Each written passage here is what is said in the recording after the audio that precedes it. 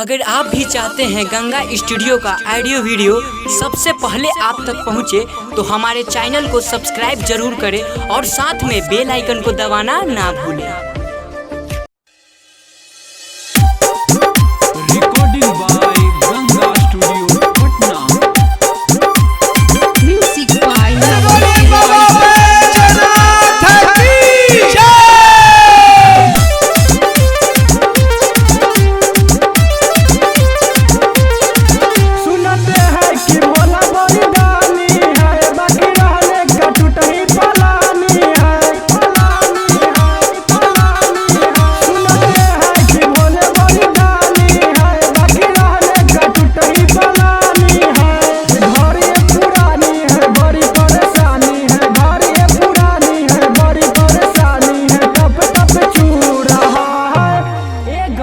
काहे टेंशन ले रही हो? कैलाश का तो यही मजा है ना।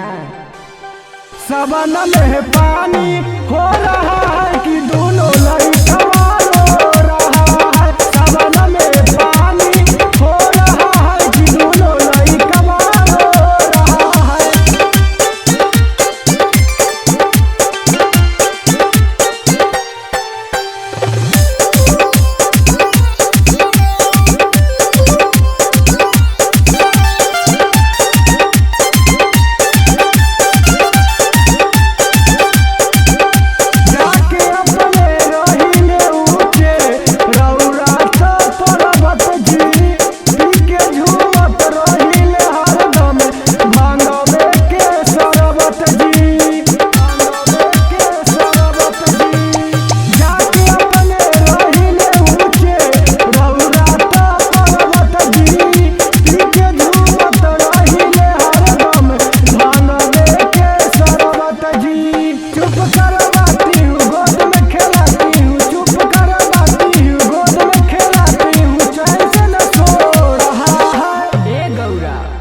सावन है, थोड़ा कष्ट तो होगा ही, झेल लो ना। सावन में बारिश हो रहा है कि दोनों लड़का